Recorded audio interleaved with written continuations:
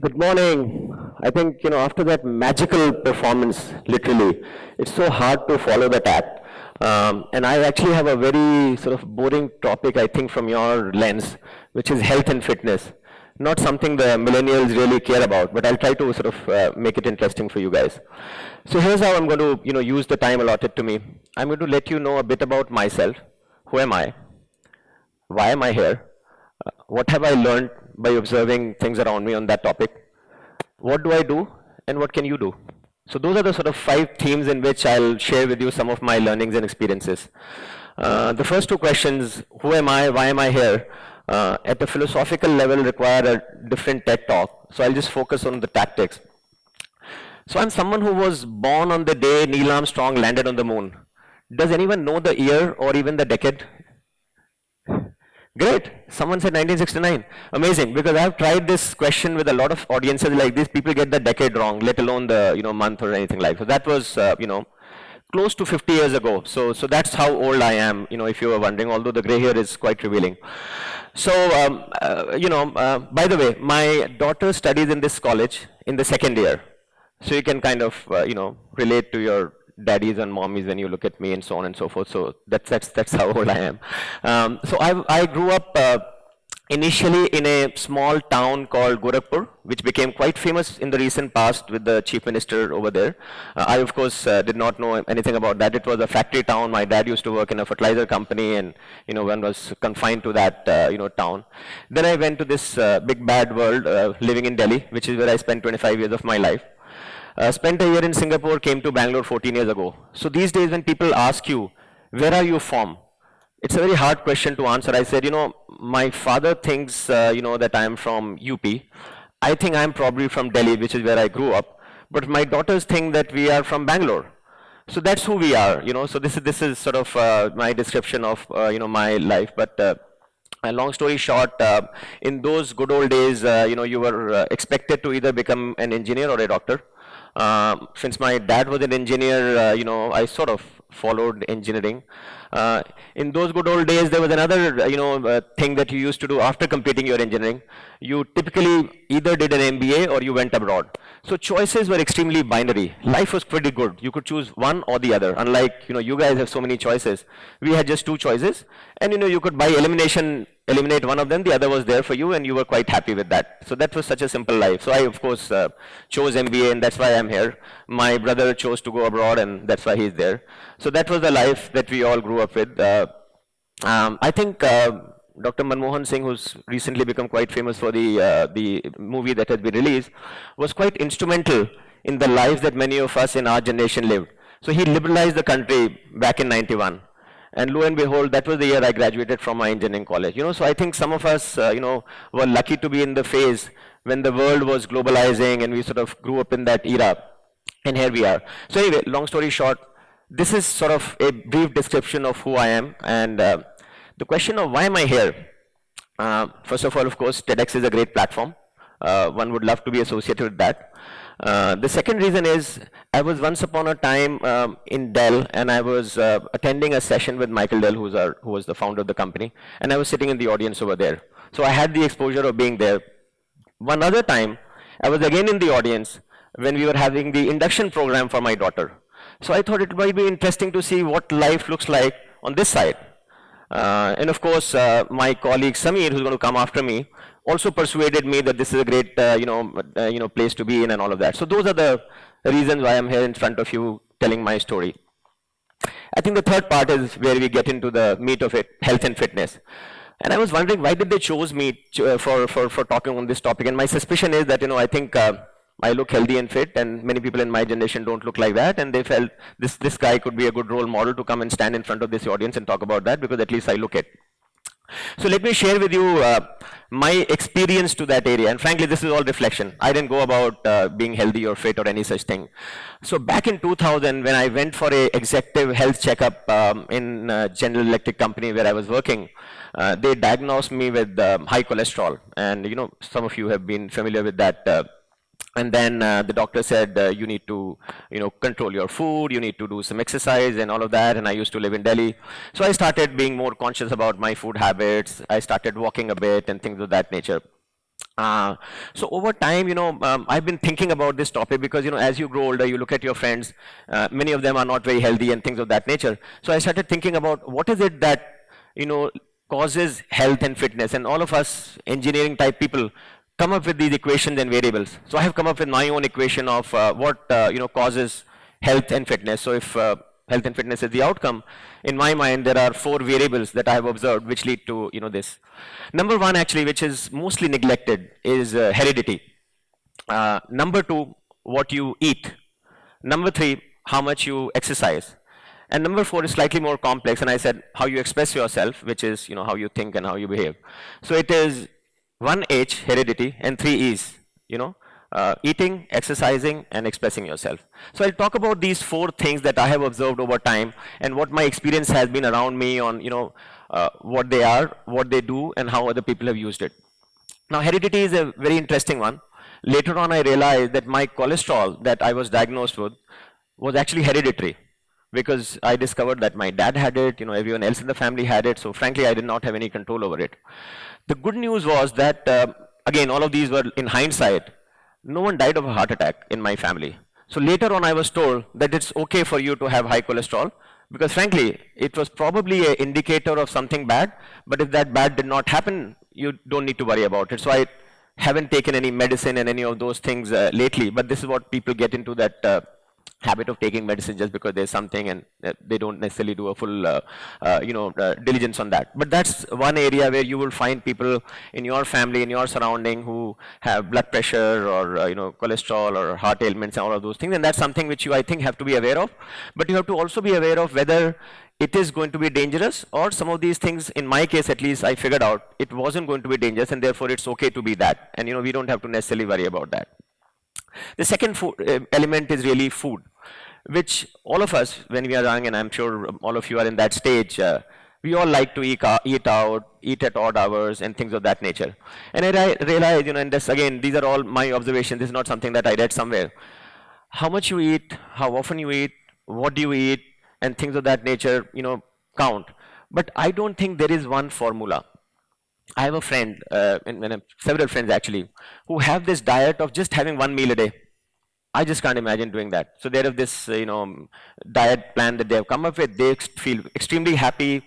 They run, they exercise, just 1 big meal a day and nothing else. There are others who do 8 meals a day. Every couple of hours, they're eating something. And it appears to me that both those strategies seem to work for them, and I think anything in between. So I do not think there is one size which fits all. Different people, at least in my environment, have found different, ways of doing it. But one thing that I have, realized, and this is thanks to a uncle of mine who's living alone here in Jayanagar. Once I visited him 2 weeks ago, which I thought was a great way of thinking about food. He's alone, aunties no more. He gets up in the morning, he makes his own food, he buys his own grocery, and he does everything on his own. I felt that if you can do that ever, that is probably the best thing that can happen to you. Because if you are engaged in your own food yourself, or your loved one, your mom perhaps, or whatever, that is probably the best thing that can happen to you. So to me, that was my realization on that food aspect, saying, if you are personally engaged in that activity, that is probably the best. It doesn't matter, how much, how often, because all of those things will take care of themselves if you are personally engaged. So that was my, second variable after heredity, which is food. Exercise, again, my wife is into yoga, and she loves it. I am a marathon runner. I run marathons. I love that. There are other friends of mine who do other activities. People play golf. People do, cycling and things of that nature. So there again, I have figured out that there's no one size fits all. People seem to be happy doing that activity that they enjoy most at different frequencies with different levels of intensity. And again, there is no right answer. And I think you have to experiment and figure out what works for you. And that's what I've observed on that exercise part, because it is expected that you should exercise every day a bit. By the way, I exercise only twice a day, which is weekend, because I don't get time on the weekdays, and that seems to work for me.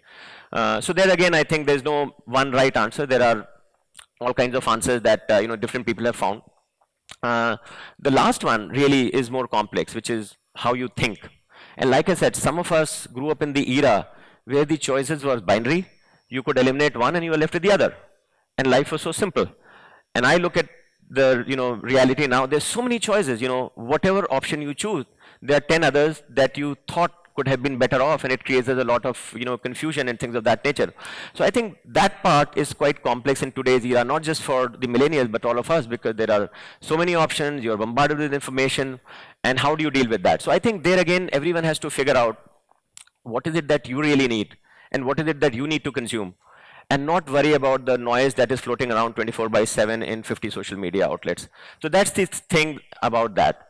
Now let me translate that into what do I do, because all of that is what I've observed, and I would not say I have become perfect at that, but here's how my thought process on that topic looks like.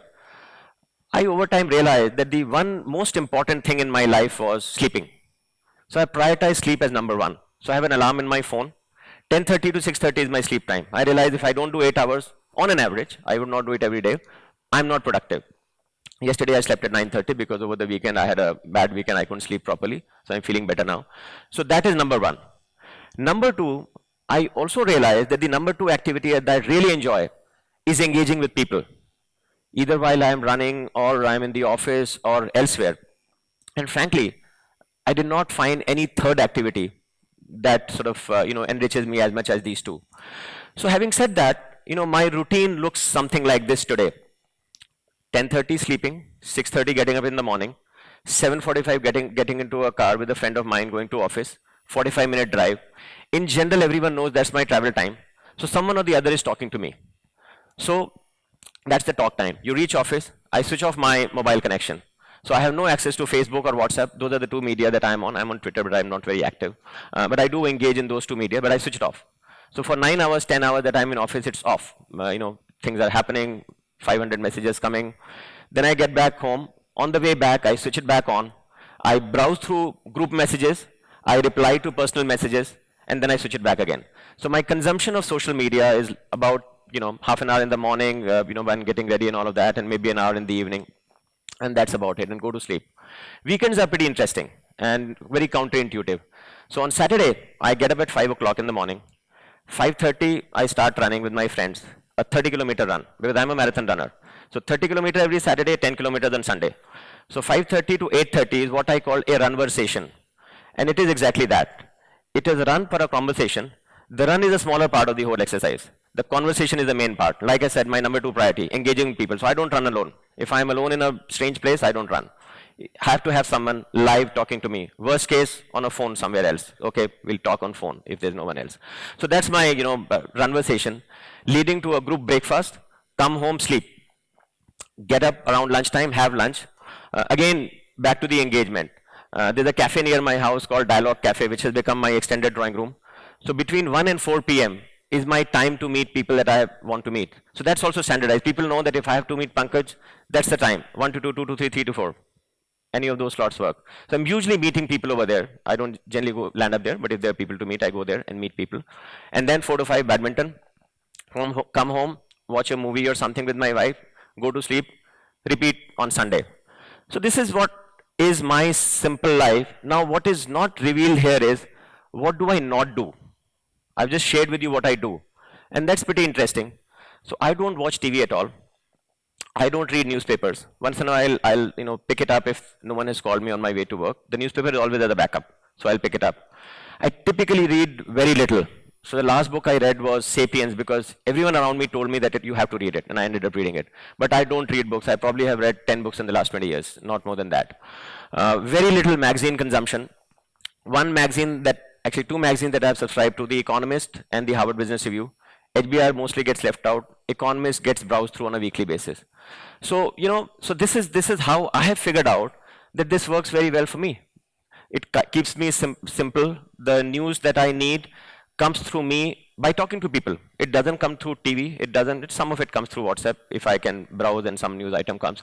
But most of the news comes to me in the end when it has become a signal which is relevant for me versus noise which is out there. So that's how I sort of look at my life and feel that within this whole noise, I have created an environment which works for me. And I'm not saying this is constant. This might change as I go along. Maybe my needs will change, my preferences will change, it will evolve, and things like that.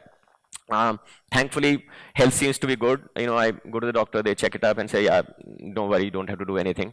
I hardly eat out. I have unbundled meeting and eating. So I go for breakfast, lunch, and dinner meeting after having my own food. So I said, you don't have to buy ULIPs. You buy insurance and mutual funds separately. I do eating and meeting separately. Eating at home, meeting in the restaurants. But that's how it is. So that's sort of my own way of figuring out what works for me. And I think there is no right answer, like I said. So what is it that you can do?